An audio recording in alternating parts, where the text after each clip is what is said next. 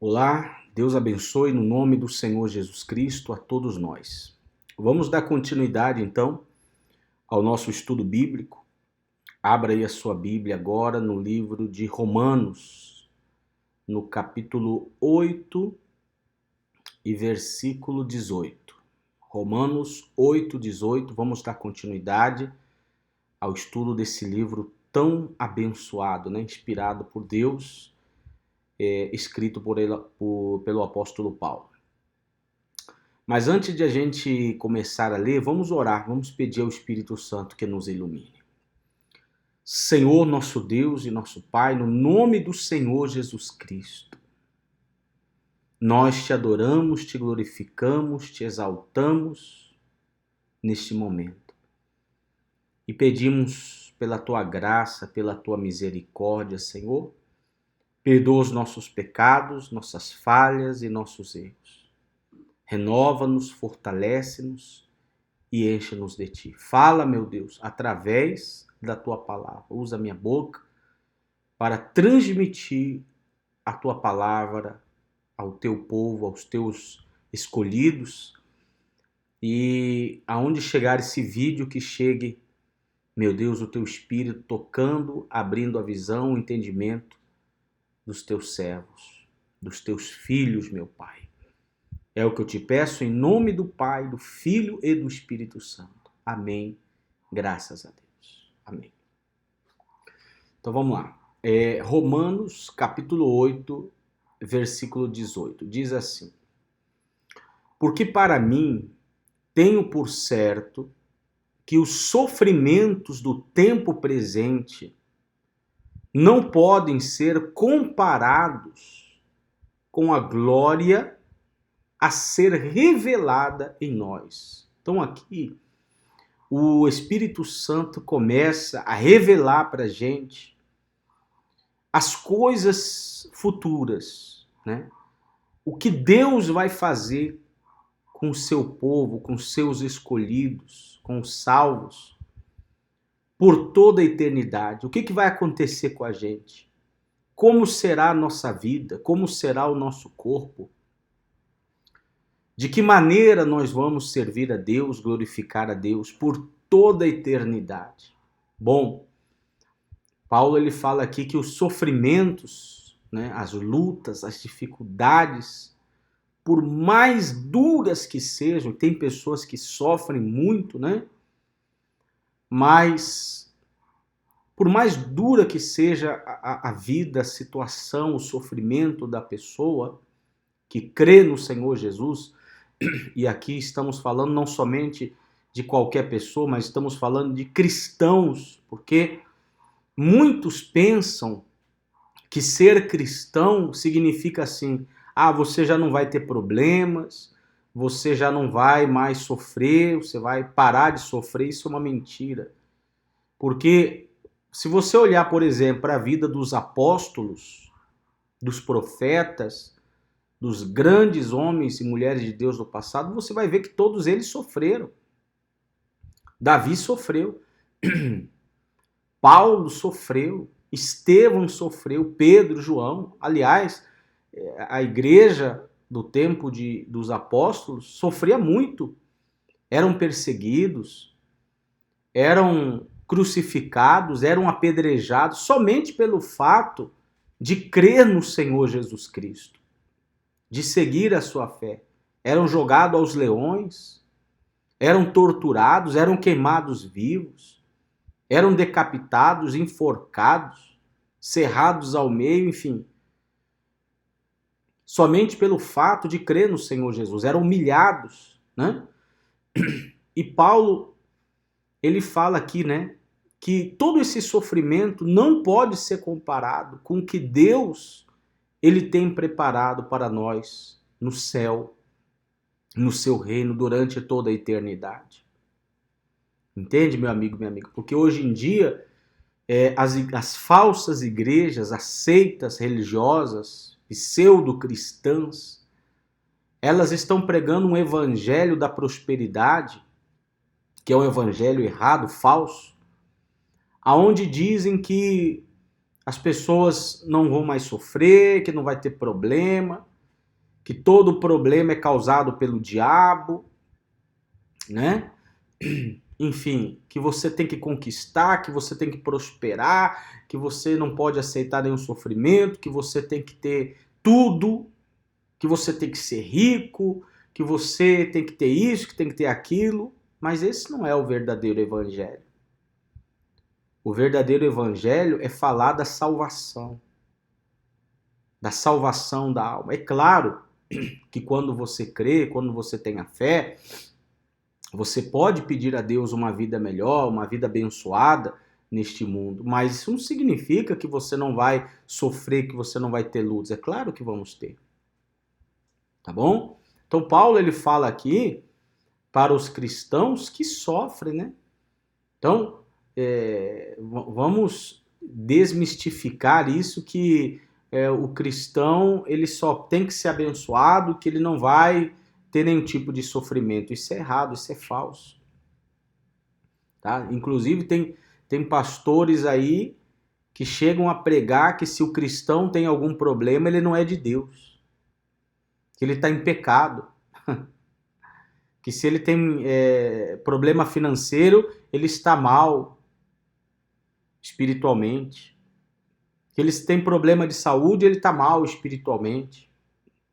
Isso é falso, porque você vê que a igreja dos tempos dos apóstolos era uma igreja que muitas vezes era pobre. Tinham pessoas até que tinham falta de alimento. Tinha pessoas ali doentes. Né? Tá bom? Então, vamos pensar um pouco, vamos ler mais a Bíblia, vamos entender melhor as Sagradas Escrituras. Não vamos deixar se guiar, né, por esses falsos profetas que existem hoje em dia, que estão na televisão, só pregando um evangelho de vitórias, de conquistas, para atrair pessoas, para fazer votos nas suas igrejas, campanhas, propósitos, sacrifícios, dízimos e ofertas, dizendo se você dá tanto, você vai ser abençoado, se você dá tanto, você vai receber isso, se você vai dar tanto, você vai receber aquilo. Esse é o falso evangelho. Esse é o falso evangelho, porque para você ser abençoado, você não precisa pagar nada, você só precisa crer. Tá bom? Por isso ele fala aqui, porque para mim tenho por certo que os sofrimentos do tempo presente, quer dizer, o cristão sofre, tá? No tempo presente, não pode ser comparados com a glória a ser revelada em nós, ou seja, vale a pena então a perseverança, né? Vale a pena a gente perseverar, vale a pena a gente permanecer firme, permanecer na fé, porque o que Deus tem preparado para nós é muito grande, é muito extraordinário. Nós vamos passar por esse mundo aqui um tempo, né? 10 anos, 50 anos, 80 anos, 100 anos. Um dia vamos morrer. E depois? Para onde vai a alma? Não é verdade? Quem é de Deus vai ter toda a eternidade para desfrutar da glória futura que Deus tem preparado para nós. Coisas que nem imaginamos, que nunca vimos, que nunca pensamos, que nunca escutamos. É o que Deus tem preparado para a gente. Então a nossa visão tem que ser celestial, não tem que ser terrenal. Tá bom? A nossa visão tem que ser espiritual, celestial, não uma visão material. Isso tem que estar muito claro, bem claro para o cristão. Não significa que a gente vai ser uma pessoa acomodada e que não vai trabalhar, que não vai lutar por uma vida melhor. Não tem nada a ver. Você pode trabalhar, você pode ter dinheiro, você pode ter uma vida melhor. Não tem nenhum problema. O problema é pensar que isso é o evangelho. Isso não é o evangelho. Evangelho não tem nada a ver com quanto dinheiro ou que tipo qualidade de vida que você tem. O evangelho diz respeito à vida eterna. Jesus, uma vez ele disse, o meu reino não é desse mundo. Se o reino de Jesus não é nesse mundo, então o meu também não é. Tá bom? Jesus, quando veio aqui a primeira vez, ele não veio para reinar, ele veio para pregar o evangelho, falar do reino futuro. Aí sim é o reino que eu quero estar, com Jesus Cristo por toda a eternidade. Tá? Deu para entender até aqui? Muito bem. Versículo 19. A ardente expectativa da criação aguarda a revelação dos filhos de Deus. A ardente expectativa da criação. Qual que é a criação? Quem é a criação? As estrelas, o sol, a lua, os planetas, as constelações, as galáxias, toda a natureza, todos os animais, todas as plantas, toda a criação está aguardando o que Deus tem preparado para nós que somos filhos de Deus. O cristão, ele é um filho de Deus. Imagina você, filho de Deus. Então imagina o que nós vamos ser, o que Deus ele tem para a gente. Isso é muito forte, isso é muito maravilhoso, é muito glorioso. Até a criação aguarda esse momento aonde Deus vai revelar, Deus vai mostrar, né, o que ele tem preparado para a gente. Nem os profetas, nem os apóstolos, nem ninguém tem ideia, uma ideia, né, segura do que Deus tem preparado para nós. Só vamos poder ver e desfrutar isso quando entrarmos no reino celestial. Por isso ele disse aqui, a ardente expectativa da criação aguarda a revelação dos filhos de Deus. Pois a criação está sujeita à vaidade, não por sua própria vontade, mas por causa daquele que a sujeitou, na esperança de que a própria criação será libertada do cativeiro da corrupção para a liberdade da glória dos filhos de Deus. Significa o seguinte, que a natureza, né, a criação de Deus também está sofrendo, também está gemendo por causa do pecado que há no mundo.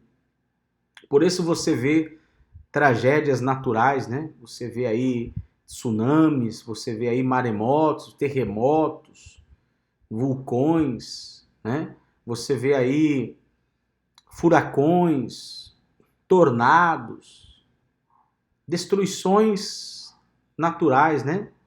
Desastres naturais no universo. E tudo isso é fruto do pecado. Ou seja, como que o pecado do ser humano trouxe para toda a criação uma maldição. Uma maldição. Por isso existem doenças, por isso existem pragas, pandemias, vírus, bactérias, né? Na natureza, nos animais, nas plantas, por causa do pecado. Isso não era a vontade de Deus, ou vamos dizer assim, não era o objetivo. Deus criou tudo perfeito. Quando Deus criou o homem, colocou eles num paraíso no jardim do Éden. Havia uma ordem no universo. Havia uma ordem, tá? Não havia morte, não havia doença. Era para Adão e Eva e os seus descendentes viverem eternamente, nunca morrerem. Não é verdade? Mas o pecado trouxe essa maldição, esse sofrimento, não só para o ser humano, mas para toda a natureza. E assim como o pecado trouxe toda essa maldição, então no dia do juízo de Deus, quando esse pecado ou os pecadores, Satanás e seus demônios, toda a maldade for condenada ao lago de fogo e enxofre por toda a eternidade, todos os maus, os perversos, aqueles que rejeitaram a Cristo, todo pecado, toda imundícia, toda sujeira, tudo será destruído, será jogado no lago de fogo e enxofre. Os anjos caídos, tudo, por toda a eternidade. Será o castigo eterno para eles. E a Bíblia fala que Deus ele vai fazer tudo novo. A Bíblia fala que todos os elementos, todos os astros, as estrelas do universo, vai ser queimado, vai ser derretido, vai ser destruído, passará como um rolo, como um pergaminho. E Deus fará um novo céu e uma nova terra. Tudo novo, já sem maldição, já sem pecado, já sem corrupção, já sem sofrimento, sem maldade, sem doença, sem desastres naturais, sem morte, sem demônios, aonde será a paz eterna, a alegria eterna, o gozo eterno, a saúde eterna, a vida eterna. Por isso que Paulo ele fala que o sofrimento que a gente passa nesse mundo não é nada comparado àquilo que Deus tem preparado para nós. Tá bom? No versículo 22 ele diz: porque sabemos que toda a criação a um só tempo geme e suporta angústias até agora. É o que eu estava falando. Você vê, a criação geme por causa, né, dessa maldição, desse pecado.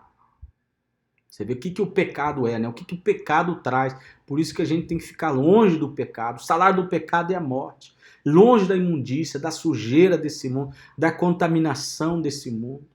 Você pode estar na escola, no trabalho, na família, em casa, na internet. Vamos ficar longe do pecado.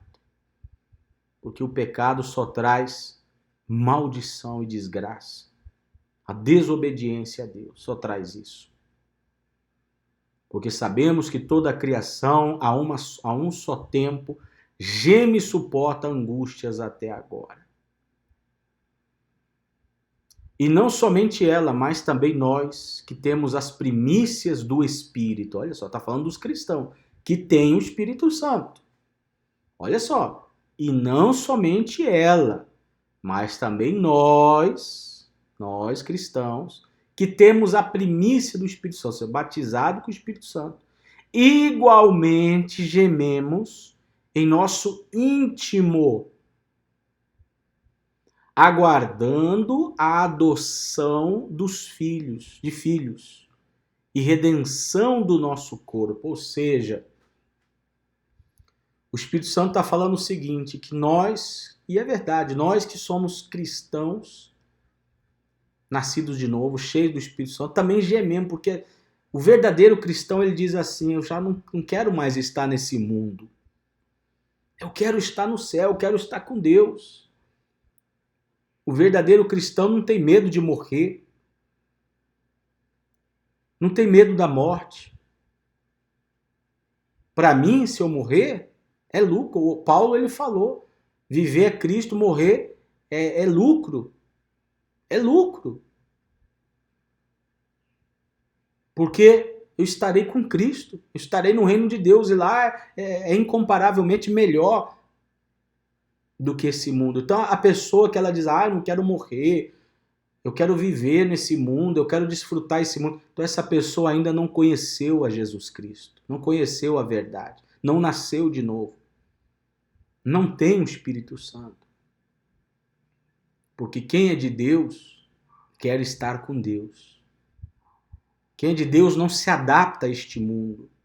Quem se adapta a este mundo, quem se molda a este mundo, quem se conforma com este mundo, quem se agrada deste mundo, é porque não nasceu de Deus. É um falso cristão.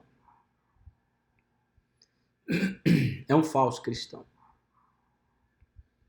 Porque o verdadeiro cristão, ele quer estar com Deus. Enquanto estamos no mundo, temos que trabalhar, temos que viver, temos que estudar, temos que, desfrutar o que podemos desse mundo, mas se puder escolher, muito melhor estar na glória com Deus. Que esse mundo cada dia está pior, cada dia você vê coisas piores. Quando você pensa que não tem nada pior, aparece outra coisa pior, não é verdade? por causa da maldição do pecado.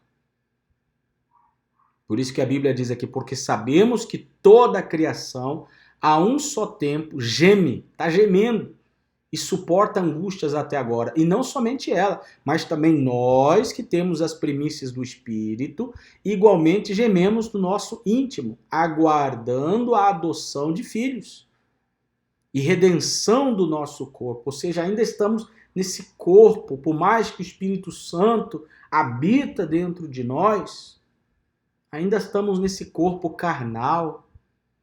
Ainda temos que aguentar as dores, as doenças, os problemas físicos, né? Os problemas desse mundo, o sistema desse mundo, os poderes que regem esse mundo, né? As vontades da carne, às vezes erramos, pecamos, falhamos e pensamos, poxa, por que eu fiz isso? Ou seja, porque ainda gememos por estar dentro desse corpo ainda corrupto. Mas, no momento que a gente morrer, Deus vai nos ressuscitar em um corpo novo, um corpo glorificado, um corpo semelhante ao corpo de Jesus. Imagine-se. Um corpo que já não vai ter mais pecado, maldição, corrupção, doença, sofrimento, morte, mas um corpo eterno. É isso que ele está falando aqui. Aguardando a adoção de filhos, a redenção do nosso corpo. Porque na esperança fomos salvos. Fomos salvos. Então não existe essa doutrina, existe uma doutrina falsa, meu amigo e minha amiga, existe uma doutrina falsa que diz que as pessoas vão perder a salvação. Isso é uma doutrina falsa. Um cristão nunca perde a sua salvação. Uma vez que você entendeu o evangelho da graça e creu de todo o seu coração, Deus viu a sinceridade em você, então ele opera o milagre do novo nascimento, ele transforma a sua mente, a sua alma, o seu coração, o seu espírito, te enche do Espírito Santo, você é batizado com o Espírito Santo, que é o selo, que é a garantia da sua salvação. Nunca mais você vai perder a sua salvação. Você pode errar, você pode pecar, você pode falhar, como todo ser humano. Ninguém é perfeito, perfeito é só o Deus, só Jesus Cristo, que nunca pecou. Mas a diferença é que quem é de Deus não vive no pecado, se arrepende, se levanta, pede perdão, foge do pecado, né? Mas a salvação nunca se perde, porque a salvação nos foi dada gratuitamente. A salvação nos é dada gratuitamente. Não tivemos que fazer nada para ser salvo. A única coisa que a gente precisou fazer foi crer. Foi dada. É como um indulto, né? Um perdão que Deus nos dá. Dos nossos erros, dos nossos pecados. Você falhou, você errou, você pegou, mas Deus te escolheu, colocou a fé dentro de você e te perdoou, e te redimiu, e te regenerou, e te fez nascer de novo, e te encheu do Espírito dele, e te salvou, e ninguém nunca mais poderá tirar isso de você. É impossível você perder a sua salvação. Porque pensa um pouquinho, se um cristão pudesse perder a salvação, então nós perderíamos a todo momento, verdade? Porque em todo momento a gente peca, verdade? Imagina se em cada momento que a gente pecar, a gente perde a salvação. Será que é assim? Você perde a salvação e conquista de novo? Perde e conquista de novo a cada segundo? Não, não é assim. Não é assim. Perdão, só perde a salvação aqueles que nunca foram salvos. Tá bom? Entenda isso. Na verdade, não perde, porque nunca teve a salvação. A salvação não se perde. Só não será salvo aquele que que não foi escolhido por Deus, que não foi redimido, que não foi regenerado, que não creu, que não recebeu o Espírito Santo. Mas aquele que o recebeu nunca mais perderá essa salvação. Porque as igrejas falsas, os falsos profetas, eles dizem, cuidado que você vai perder a sua salvação. Não saia aqui debaixo das minhas asas, da minha proteção, entre aspas, né? Senão você vai perder a tua salvação. Mentira, a salvação não se perde. Não é a igreja que vai te salvar, não é pastor, não é bispo, não é religião que vai te salvar, não são as suas obras que vai te salvar, mas o que nos salva foi a obra de Cristo na cruz. Somente isso é o que nos salva. E por isso é impossível perder a sua salvação, porque o poder que foi liberado na cruz é tão grande que é impossível que uma pessoa que foi tocada por esse poder perca a sua salvação. Por isso que ele diz aqui, porque na esperança fomos salvos. Fomos salvos. Olha o verbo. Por isso é importante prestar atenção nos verbos, né? Fomos salvos, né? Seremos salvos, não. Ah, seremos salvos se, não existe o se. Fomos salvos. Fomos salvos. Já estou salvo e permanecerei salvo. Não pela minha força, mas pelo poder do Senhor Jesus Cristo que foi derramado na cruz por nós. Tá bom? Ora, esperança que se vê não é esperança, pois quem espera o que está vendo? Mas se esperamos que não vemos, o que não vemos, com paciência o aguardamos. Então, estamos aguardando a quem? Estamos aguardando o Senhor Jesus Cristo. Estamos aguardando o Senhor e Salvador Jesus Cristo. Tá bom? Então, vamos parar por aqui. Vamos parar por aqui, esse estudo de hoje. E no próximo vídeo, vamos dar continuidade a esse estudo da palavra de Deus. Volte a ler, volte a meditar e o Espírito Santo seguramente vai seguir falando com todos nós. Tá bom? Se possível, você pode copiar o link desse vídeo e enviar a outras pessoas que você quer que chegue essa mensagem também. E se você ainda não se inscreveu no meu canal, se inscreva. E ali você vai encontrar as playlists, né? Onde tem vários estudos bíblicos que já foram feitos. Temos ali o Evangelho de João completo, temos ali o livro de Gálatas completo, né? O livro de Romanos, esse que estamos fazendo aqui agora. Enfim, é bom que você acompanhe todos os vídeos, desde o primeiro, para que você entenda, né, verdadeiramente o verdadeiro Evangelho da Graça. Ok? Que Deus abençoe e qualquer dúvida é só escrever nos comentários e a gente vai buscar ler e responder. Deus abençoe e até o próximo vídeo.